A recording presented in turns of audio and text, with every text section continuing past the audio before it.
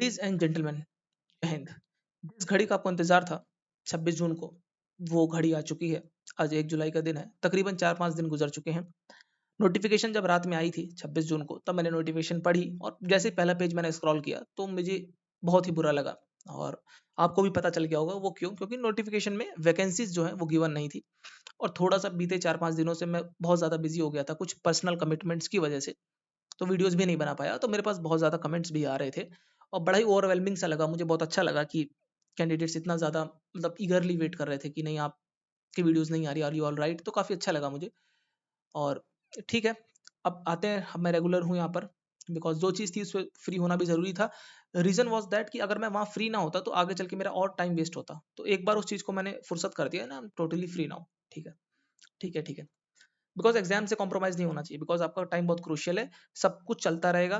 Vacancies अभी थोड़े दिनों में आ जाएगी, टेंटेटिव वैकेंसी वेबसाइट के ऊपर, लेकिन जो एग्जाम की डेट है ना, ये कहीं नहीं जा रही है।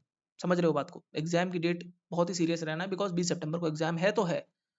वैकेंसीज अभी आप लोग यूट्यूब पर अलग अलग शॉप्स पे देखते रहोगे, दुकानों में कि कितनी वैकेंसीज है। आरटीआई कोई दिखाएगा, कोई कुछ दिखाएगा, उसमें आप समय गुजार दोगे। कोई को बोलेगा कि 1000 रहेंगी, कोई बोलेगा 2000 रहेंगी, कोई बोलेंगे 20,000 रहेगी। लेकिन ये जो डेट है ना, इसको देखो पहले, मैंने हाईलाइट करी है। ठोस चीज को पकड़ो, वो है 20 सितंबर को एग्जाम है। बस सारी बात खत्म। 2 महीना 20 दिन है, 1.5 2.5 महीना मान के चलो आप। ठीक है, 5 दिन आप रिजर्व रख लो। ठीक है, आज 1 जुलाई का दिन है। जितनी बातें हैं मैं आपको हाईलाइट करके मैंने पीडीएफ में कर दी, सारी बात मैं आपको बता दूंगा। वैकेंसीज कितनी रहेंगी, मेरा अनुमान क्या है, पिछले आंकड़े क्या कहते हैं, स्टेट कौन से प्रेफरेंस का भरना है, क्योंकि यूट्यूब पर ये भी आजकल बहुत ज्यादा कहानियां चल रही हैं कि ये स्टेट भरो, वो स्टेट भरो, ये डिपार्टमेंट मिलेगा, फलाना डिपार्टमेंट मिलेगा, वो डिपार्टमेंट अच्छा है। सारी बातें इस वीडियो में मैं आपको बता दूंगा। पहले से अगर मुझे फॉलो करते हो तो आपसे मेरी गुजारिश है, आपसे मेरी इल्तिजा है कि इस वीडियो को लास्ट तक जरूर देख लेना। ठीक है, फॉर्म फिल कर दिया तो कोई इशू नहीं है, अगर ना कराओ तो मैंने आपको एक पीडीएफ शेयर करी है टेलीग्राम के ऊपर, 4 पीडीएफ शेयर करी जिसमें ना डिपार्टमेंटल एलोकेशन दिखा रखा है। तो एक बार आप देख लेना, स्टेट का कोड यहाँ पर गिवन रहता है। ठीक है, मान लो स्टेट नंबर 20 है, दिल्ली होता है। ठीक है, यहाँ पर क्या क्या मिलेगा, जैसे ये मोका है, मिनिस्ट्री ऑफ कंज्यूमर, नहीं महुआ है, महुआ मिनिस्ट्री ऑफ अर्बन अफेयर्स। ठीक है, तो उस ये डिपार्टमेंट एलोकेट हुआ है। ठीक है, 22 कोड होता है, देहरादून उत्तराखंड का कोड होता है। ठीक है, वहां पर क्या मिला, पीसीडीए मिल गया या लवासना मिल गया। तो हमको वहाँ पर ये स्टेट एलोकेट होंगे। सारी बातें ऐसे मैंने आपको सारी पीडीएफ शेयर करती है, कुछ सदर्न जोन की भी करी है, कुछ वेस्टर्न की करी है, कुछ नॉर्थ वेस्टर्न की करी है। बाकी आप जिस स्टेट से बिलोंग करते हैं, आपको वो पर्टिकुलर ईस्टर्न रीजन का मान लो आपको देखना है या नॉर्थ ईस्टर्न का देखना है, तो आप उसकी गूगल कर लो, पीडीएफ आसानी से मिल जाएगी। थोड़ा सा एफर्ट डालो, मिल जाएगी। ये बात कान खोल के सुन लो, किसी के कहने से कोई परसेप्शन नहीं बनाना है। कोई कुछ भी यूट्यूब पर आपको बताएगा कि नहीं ये बेकार है, ये डिपार्टमेंट ऐसा है वैसा, वो कोई परसेप्शन आपको नहीं बनाना है। आपको अपना स्टेट चूज करना है कि आपको किस स्टेट में जॉब करनी है। ठीक है, गवर्नमेंट के सारे डिपार्टमेंट्स लगभग एक जैसे हैं। जो गवर्नमेंट की ब्यूरोक्रेसी है वो लगभग मोर और लेस ऐसी ऐसी है। ठीक है, इनकम टैक्स की अगर बात करी जाए, अच्छा डिपार्टमेंट है। अदर देन दैट बाकी ज्यादा का मुझे, मैं आपको बता नहीं सकता कि कौन सा कैसा है। और किसी से परसेप्शन मत बिल्ड करना, क्योंकि कोई मान लो बंदा करता हो इनकम टैक्स में, उसका फ्रेंड करता हो मान लो दूसरे डिपार्टमेंट पे, मान लो मिलिट्री इंजीनियरिंग सर्विस में, उसका वहां पर एक्सपीरियंस अच्छा नहीं रहा, तो फिर वो आप किसी का किसी दूसरी की नजर से आप खुद को नहीं देख सकते ना। तो स्टेट फिल करते समय जो आपका मनपसंद स्टेट हो, बिल्कुल हिम्मत से और बिल्कुल खुशी से आप उसको फिल करना। ये बात मैंने आपको यहाँ क्लियर कर दी। अब सुनो, वैकेंसीज का क्या सीन रहेगा। देखो, एक अगर आपको ना पता हो तो मैं बता दूं कि हवलदार की जो वैकेंसीज होती है ये कभी बढ़ती नहीं है। मतलब जितनी नोटिफिकेशन में लिखी उतनी ही रहेंगी लास्ट तक। मैं आपको दिखा भी देता हूँ, बिना प्रूफ के मैं जनरली बात नहीं रखता हूँ। हवलदार जैसे मान लो 2022 की नोटिफिकेशन है ये। ठीक है, 2022 की नोटिफिकेशन है, हवलदार की 529 वैकेंसीज थी। ठीक है, समझ आ गई हमको। फाइनल वैकेंसीज हम लोग देखते हैं एक बार।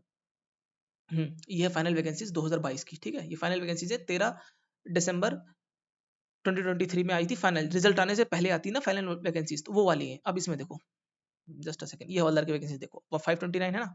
ये नोटिफिकेशन में भी इतनी आई थी और फाइनल में भी इतनी आई थी। ठीक है, समझ आ गई बात हमको। ये देखो, ये 2024 की नोटिफिकेशन है, इसमें हवलदार की 3439 वैकेंसीज थी। समझ आ गई बात। अब ये देखो, ये है फाइनल वैकेंसीज 2024 की, 3439 इसमें भी है। ठीक है, मतलब वैकेंसीज ना घटती बढ़ती नहीं है हवलदार की, मोस्टली जो रिपोर्ट होती है वो उतनी की उतनी रहती है। ये देखो 24 की है ना, फाइनल वैकेंसीज है 3439। ठीक है, ठीक है। तो मतलब अब यहाँ पर हम कोई कयास नहीं लगा सकते कि हवलदार की वैकेंसी बढ़ेगी कि नहीं बढ़ेगी। अभी तक तो अमूमन देखा गया कि नहीं बढ़ती, तो 1075 ही रहेगी। अब सारा आ गया, पूरा का पूरा फोकस है वो एमटीएस के ऊपर है कि ये कितनी आएगी।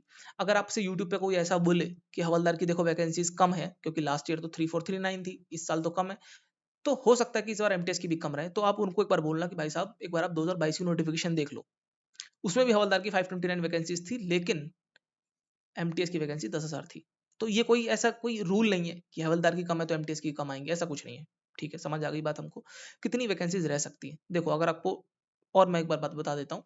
2023 तक क्या होता था, हवलदार में 1:5 रेशो में कैंडिडेट्स बुलाए जाते थे। मतलब एक सीट पे 5 लोगों को फिजिकल के लिए बुलाएंगे ये लोग, जो 1500 मतलब 1 मील की जो नहीं थी 1600 मीटर की वॉकिंग होती है ना, उसके लिए एक सीट पर 5 लोगों को बुलाएंगे। ऐसा 2023 तक होता था। ठीक है, तो बहुत से ना लोग ना हवलदार नहीं चाहते थे, हवलदार ऊपर फिल कर देते थे प्रायोरिटी में, एमटीएस चाहते थे वो जाते नहीं थे, तो वैकेंसी खाली रह जाती थी, तो फिर वो अगले साल फिर रिपोर्ट हो जाती थी। इसीलिए आप देखोगे, देखो 3439 वैकेंसी, बहुत वैकेंसी रिपोर्ट हो गई 2022 वाली, 23 वाली, 24 में आ गई सारी।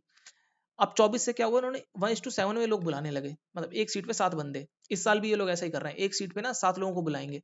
तो वैकेंसी रिपोर्ट नहीं होती, मतलब खाली वाली वैकेंसी अगले साल बैकलॉग वैकेंसी नहीं होती कोई। इसलिए हवलदार में जो सारी वैकेंसी है फ्रेश वैकेंसीज हैं, ये है इतनी वैकेंसी, इसलिए होंगी 100-200 मान लो जो पिछले साल नॉन ज्वाइन ही है, बट ये है उतनी वैकेंसीज, इसलिए हवलदार में वैकेंसीज कम है। पोटेंशियली रीजन यही हो सकता है। ठीक है, क्योंकि ज्यादा लोग बुलाने लगे ना ये लोग। अब एमटीएस में कितना एक्सपेक्ट हम लोग कर सकते हैं, कहने को मैं बोल दूं 20,000 आएंगी, मेरे पास आरटीआई का डेटा है, इनकम टैक्स का, फलाने डिपार्टमेंट का, दुनिया भर के लोग कहानियां बनाते रहेंगे। ठीक है, देखो आरटीआई से कुछ नहीं होता, आरटीआई का डेटा है वो डिपार्टमेंट पे डिपेंड करता है कि वो वैकेंसी रिपोर्ट करेगा कि नहीं करेगा, एसएससी को यूजर डिपार्टमेंट कर रहा है कि नहीं कर रहा है। आप आरटीआई से डेटा मंगा लो, वो तो आरटीआई का आपका अधिकार है, आप मांग सकते हो, और सरकार को देना भी पड़ेगा, जो देने लायक चीज है वो देगा। लेकिन अब वो रिपोर्ट करे ना करे एसएससी को, वो डिपार्टमेंट की अपनी डिस्क्रिप्शन के ऊपर है ना। डिपार्टमेंट का जो मैनेजिंग डायरेक्टर है उसके डिस्क्रिप्शन, जस्ट अ सेकंड, उसके डिस्क्रिप्शन के ऊपर है।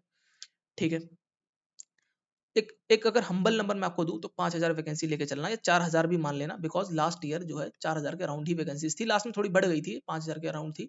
बट ठीक है, हम लोग 4,000 मान के चलते हैं, और 1,000 ये 5,000 वैकेंसीज है। घबराने की कोई बात नहीं है, लोग आपको डर, आपके आपके डर का, बिकॉज डर से ना बिजनेस बहुत बन जाता है, तो डर आपको देंगे। 5,000 वैकेंसी मान के चलो, 10,000 आ गई तो बहुत अच्छी बात है, लेकिन 5,000 वैकेंसीज में लास्ट ईयर जैसा पेपर आया था 2024 में, तो 129 नंबर पे आपको एक गवर्नमेंट जॉब मिल जाएगी, state of Karnataka, state of Kerala में। कोई मेरी बात को चैलेंज कर दे तो कर सकता है। मैं भी देखता हूँ, आप या तो आप तजुर्बे से बताएंगे, या तो फिर आप ऐसे एब्सर्ड लॉने से बोलेंगे, लेकिन मैं अपने एक्सपीरियंस से बता सकता हूँ 129 पे यूआर कैटेगरी से केरला, कर्नाटका या वडोदरा कस्टम में आपको जॉब मिल जाएगी। 129 नॉर्मलाइज्ड स्कोर, नॉर्म रॉनी नॉर्मलाइज्ड। ठीक है, अगर लास्ट ईयर जैसा पेपर आता है तो घबराने की कोई बात नहीं। अगर 10,000 वैकेंसीज भी आ गई, मतलब फिर तो बहुत ही अच्छी बात है। फिर 125 126 में आप लोग जॉब एक्सपेक्ट कर सकते हो, अगर 2022 और 2023 जैसा पेपर आ गया तो। 2024 जैसा पेपर अगर आ गया और 10,000 वैकेंसीज भी हैं, तो 120 नंबर पे आपको इजीली जॉब मिल जाएगी। इस साल तो नॉर्मलाइजेशन में आप देख लेना क्या सितम ढाएगा वो।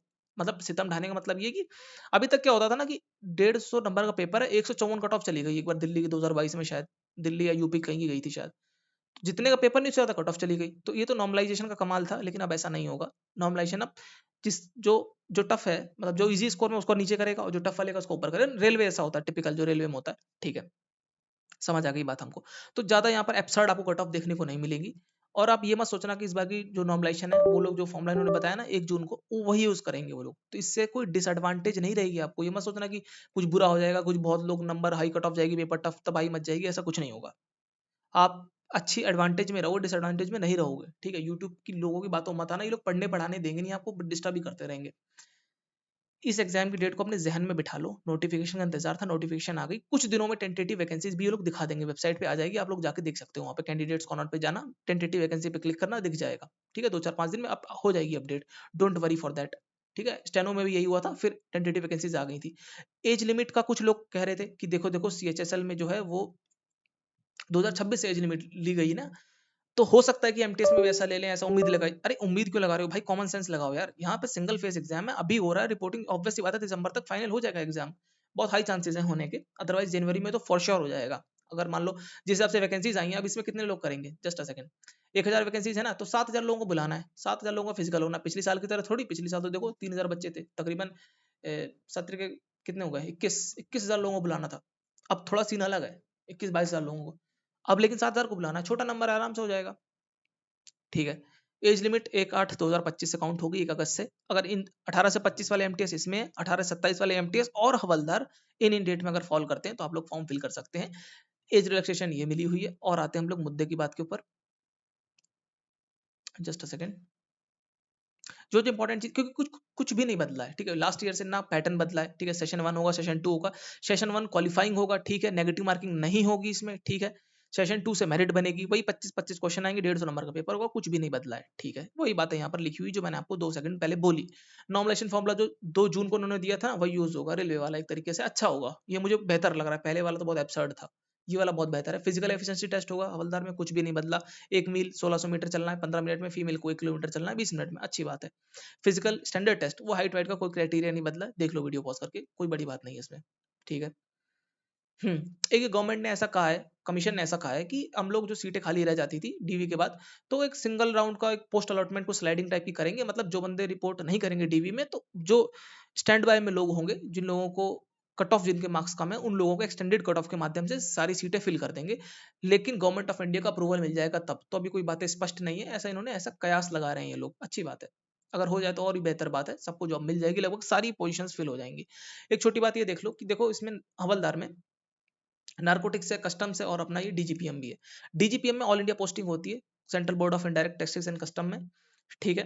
और एक हो गया सेंट्रल बोर्ड ऑफ नार्कोटिक्स, ठीक है, सीबीएन हो गया। इसका ग्वालियर, नीमच, लखनऊ, कोटा 4 जगह पर मिली पोस्टिंग रहती है, और इसमें इंटर जोनल ट्रांसफर नहीं है। तो आप सोच समझ के भरना, जो भी आपको हाई प्रायोरिटी में भरना है, ठीक है। यूपी का स्टेट भर रहे हो तो फिर आप इधर इसको कंसिडर कर सकते हो, कैपिटल ऑफ यूपी लखनऊ में भी आपको मिल सकती है नार्कोटिक्स, ठीक है। ऑल राइट, स्टेट कार्डर के लिए मैंने आपको बता दिया कि ये जस्ट अ सेकंड, मैंने आपको यहाँ पर सिलेक्टेड कैंडिडेट्स की वाली लिस्ट दी है, इससे आप लोग एक बार देख लेना कौन सा स्टेट आपको प्रेफर करना है। ऑल राइट, क्राइटेरिया नहीं बदला, सेशन 1 है, सेशन 2 है, सेशन 2 के ऊपर जो है पूरी मेरिट बनेगी, 1:7 में लोग हवलदार को बुलाएंगे, तो कोई मेजर चेंज नहीं आया है, ठीक है, ये भी सेम है। अदर देन दैट मुझे कुछ बताने का इसमें इंपॉर्टेंट लग नहीं रहा है, सब कुछ सेम है। और अगर क्रूशियल डेट बात करी जाए ओबीसी ईडब्ल्यूएस एससी सर्टिफिकेट की, तो इन्होंने कोई डेट मेंशन नहीं करी है। एसएससी ने कहा कि हम लोग इंसिस्ट नहीं करेंगे, डिपार्टमेंट वाले अगर इंसिस्ट कर दें तो उनकी हेडेक है, हम लोग इंसिस्ट नहीं करेंगे। तो बेहतर ये कि अभी आप बनवा लो, अगर नहीं बनाए तो, अदरवाइज तो कोई इंसिस्ट नहीं करता। उसके लिए सुप्रीम कोर्ट का जजमेंट भी है कि आप उसके लिए किसी को हटा नहीं सकते जॉब से, कि आपके पास सर्टिफिकेट नहीं है, you don't just me don't have certificate तो उसके लिए हटा देंगे, ऐसा नहीं है, ठीक है। अनलेस एंड अनटिल ईडब्ल्यूएस में आप मान लो क्राइटेरिया फॉलो करो, आप जस्टिफाई कर दो अपनी बात को कि हाँ मैं इस क्राइटेरिया फॉलो कर रहा था, और जस्टिफाई करने का मतलब ही यही होता है कि सर्टिफिकेट होना चाहिए आपके पास, तो इट्स बेटर कि आप बनवा लो, ठीक है। ठीक है, वैकेंसीज तो मैंने आपको अनुमान बता दिया, 5,000 के अराउंड आप एक्सपेक्ट करके चलो। हाँ मतलब 4,000 4,800 आ गई, 5,200 आ गई, तो इसी के अराउंड आप एक्सपेक्ट करके चलो मिनिमम। लास्ट ईयर की वैकेंसीज वो मैं ऐसा इसलिए बोल रहा हूँ बिकॉज रिपोर्टिंग, क्योंकि लास्ट टाइम ना सीजीएल में बहुत अच्छी वैकेंसीज थी, ठीक है, और ये एमटीएस वाले बंदे बैठ रहे हैं, सब सीजीएल वाले एमटीएस में बैठ रहे हैं, तो ये रिपोर्ट बहुत हाई चांसेस है कि इसमें बंदे डीवी में नहीं गए होंगे, और ये वैकेंसी अगले साल रिपोर्ट हो गई होंगी, ठीक है। हवलदार में इसलिए हो गया बिकॉज बहुत सारे लोग थे, और वो होना ही था हवलदार में, उन सब लोगों को, मतलब कहने का मतलब ये है जो लोग हवलदार का फिजिकल देने गए थे वही लोग एमटीएस में सिलेक्ट हुए हैं, ठीक है। वो कोई और लोग नहीं है, जो 21,000 लोग या 22,000 लोग जो भी होंगे हवलदार में, मुझे एग्जैक्ट नंबर याद नहीं है, वही लोग एमटीएस में भी अलग, क्योंकि लोग सेम भरते हैं, ठीक है।